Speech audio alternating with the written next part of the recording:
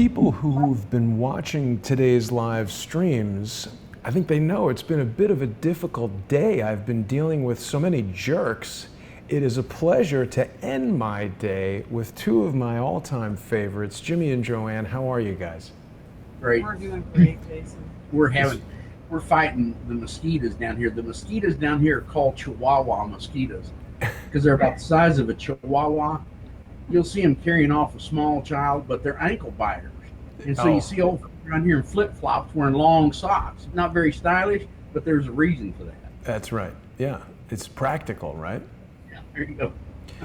Well, you know, tonight we're going to be getting into some subject matter that, every week on Unseen Libya with Jimmy and JoAnne, we go into some detail and show photos that often have never been seen before. These photos and videos, as well as the information, come from firsthand experiences that Jimmy and JoAnne had during their time there in Libya prior to the United States-led NATO destruction of the country.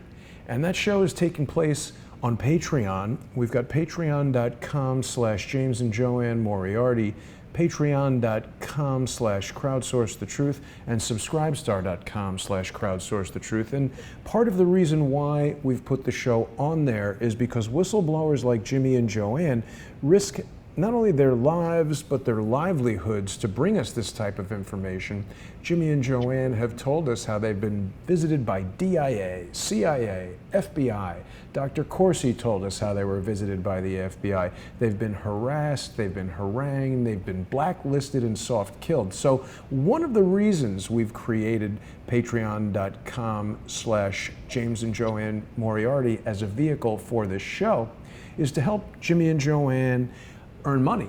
But the other reason is the material that we show on this program is sometimes so shocking that it just can't be shown on YouTube. And I think today we are dealing with some content that goes beyond that.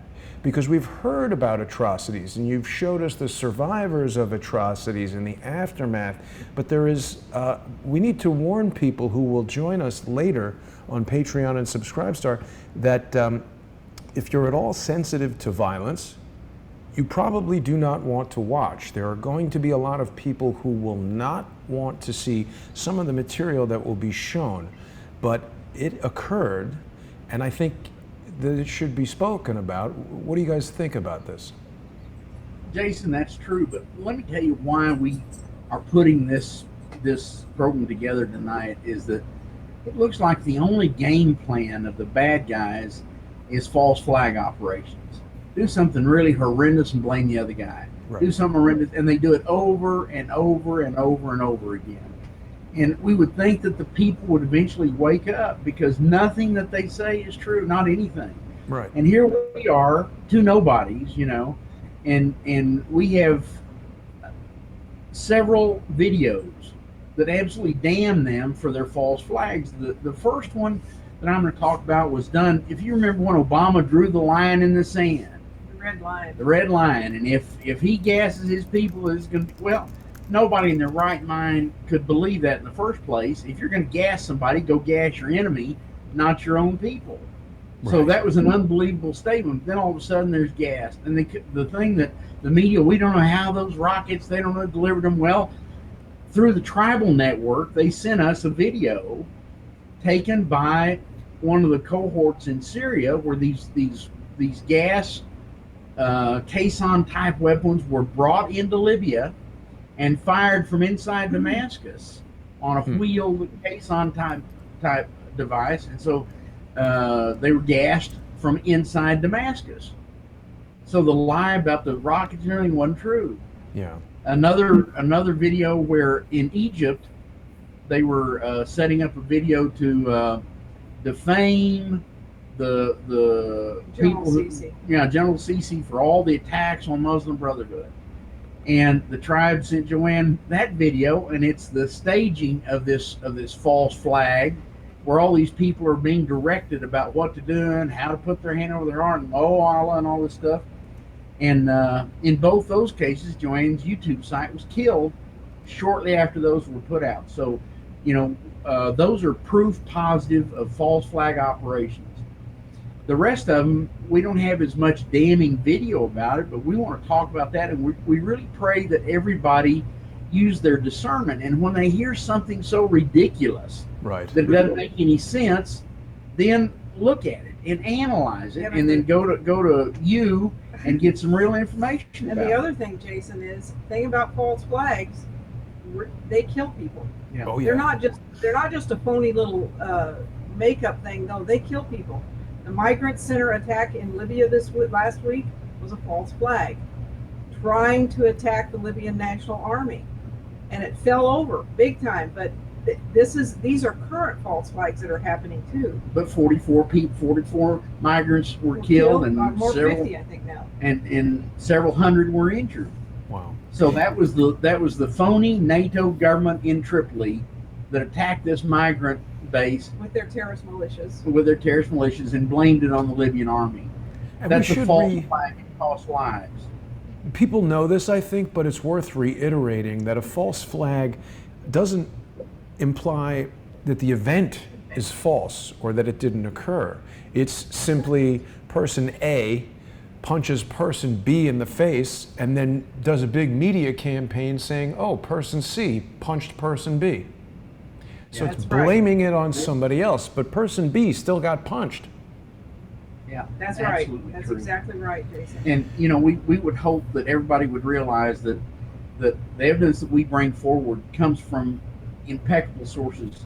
As General Flynn had stated, all the information that tribes bring us is 100% accurate, confirmed by Pete Sessions. So the information we get from them is already proven before we ever get it. Right. The 50 or so articles Dr. Corsi wrote based on information we provided him, he and WorldNet Daily verified it 2 or 3 times before they put the article out. So the information is good. Hard to believe. The other false flag we're going to talk about tonight is one that everybody heard about during the Libyan war. There was some Libyan woman that was supposedly taken by the Libyan army and was raped by the Libyan army and then dropped off at the media center conveniently to scream and yell about these atrocities that were done to her. And there's a whole bunch of information that goes with this that it was given to us by the Libyans.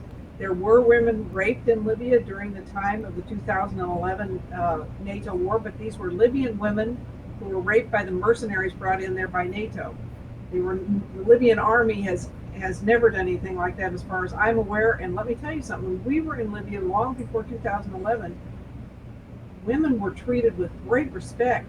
If there was ever a rape in Libya, that person would have been, oh my gosh, they would have been gone. But men don't even raise their voice to women in Libya. Yeah. So, I mean, that was such an atrocity to blame on the Libyan army that was so asinine. But the Libyans began to bring us proof of who this woman was after that. But Hillary was using the rape of the Libyan women to justify the invasion by the United States into Libya. Rockets and everything else. We got to have troops on the ground to protect the civilians. Well, protecting civilians in Libya cost a population of 6.5 million to have 1 million of them killed in defense of those civilians. So, whenever the United States says they're defending civilians or innocents, that's a lie. And the media always sells it. So, the hope is everybody will begin to use their gut, use their discernment, and look at and listen to what is said. And if it's ridiculous, it's a lie. You were talking about that today, Jason. Well, yeah, I tried to put out a video explaining social engineering to people, which is exactly what we're talking about. A false flag is a social engineering activity. You basically tell everyone, oh yeah, 19 guys hijacked jets and crashed them into buildings, and yeah, kerosene jet fuel can explode and burn down an entire building in an hour. And everybody believes that, but it's pure fantasy, not true, blamed on somebody else. Then they can release a lot of stories about this group did it, that group did it, get everybody fighting with each other while they run out the back door with the gold, the Patriot Act, the control of the world, the wars all over the place, and everything that they want. So Right. And in about 5 minutes, we're going to be ending this initial stream. We will be transitioning over to our subscriber-only stream, and we do want to thank our generous sponsors who support the show by going to patreon.com/James and JoAnne Moriarty, patreon.com/crowdsourcethetruth, and subscribestar.com/crowdsourcethetruth. You know, guys, I was looking earlier at Libyan War, The Truth, your website, where your DVD is available for just $15 to your sponsors and $20 to non-sponsors. And I see you have a few new articles. Do we want to just talk about these real briefly before we wrap it up? The one I just did today came with an update from the Libyan tribes last night to me. They're very upset about Turkey supporting the Muslim Brotherhood and supporting the destruction of Tripoli with their drones. Turkey brought in 8 more drones through the Mytiga airport. The Libyan army is now targeting the Mytiga airport. These were brought in on Ukrainian planes. Whoa. But these are the drones that were used to attack the militia center, that were used to attack Garian. And also the other thing is Turkey has their top military advisors in Tripoli. They offered Siraj, who is the UN puppet criminal who was never elected and was appointed from outside Libya. They offered him $30 million to get to the Tarhuna tribes, which is a piece of Tripoli, if they will stop fighting the militias and join them. The Tarhuna tribe told them to take a flying leap. Wow. You know, they can't be bought anymore. Nobody can in Libya. Right. The other part was ISIS showed their face in southern Libya. That was another update. ISIS did you say? Yeah, and they say Baghdadi is there. The video is on the bottom of my article. If you open the article, Jason, click on the title of the article, and down at the bottom there's a video. Wow. Shows Baghdadi there. People should be checking Libyan War, The Truth daily, because JoAnne is updating it constantly with information that she gets basically daily from the tribes. Yeah. So The other thing is, the last thing I'll tell you is that the president of the House of Representatives is Gila Salah Issa, and he spoke out yesterday publicly and said that they are ready to come together in a dialogue with all of Libya for peace. And all the tribes are with him, and these are legitimate Libyans. He said they will not be including Siraj and his illegitimate government in Tripoli that was appointed from outside, not elected, and not recognized by Libya as a legitimate government. So that was the other update. Wow. And Baghdadi is supposedly, this video you're showing in the background, Baghdadi is leading that group of ISIS in southern Libya. They've stolen their weapons and their cars from Libyan Tamahat, Libyan National Army base in the south. And there's a warning gone out nationwide in Libya that these ISIS has arrived there, and they're calling all the terrorists to join them to attack Libya. I want to remind everybody, Libya is the 7th largest by land country in Africa, 17th largest in the world. Wow. And it's a huge footprint, very, very loosely populated. In fact, most of the population lives in a couple mile stretch along the coast of the Mediterranean. It's mostly Sahara Desert. Yeah, it's Sahara Desert. And so, it's a difficult place to monitor, to regulate, to guard. And so having all these porous areas around it, Algeria, Chad, Niger, Sudan, Egypt on one side, so difficult to try to keep them out.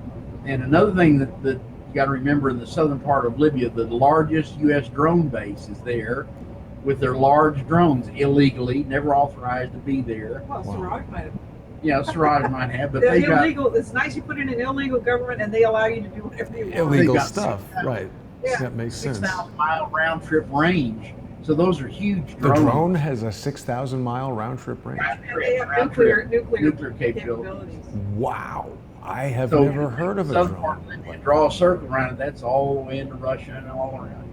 So it's a nuclear drone. Very, very large, very deadly attack vehicle for the deep state. Wow.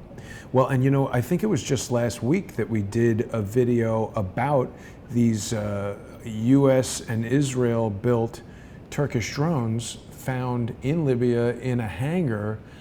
People can go back and review that on patreon.com/James and JoAnne Moriarty, patreon.com/crowdsourcethetruth, or subscribestar.com/crowdsourcethetruth. But it sounds from what you're saying like drone warfare is ramping up in Libya. And with that, we're going to close out our preview episode here, and people can join us in just 15 minutes at 9 p.m. Eastern on Patreon and Subscribestar, where, again, I have to give a viewer discretion warning if you are at all sensitive to graphic images of violence, or if you have any children in your home, the content we're going to be viewing is absolutely and totally inappropriate for people who meet those descriptions. So please use discretion, and want to thank all of our generous sponsors. We'll see you over there, Jimmy and JoAnne. We'll be back with you in just a few minutes.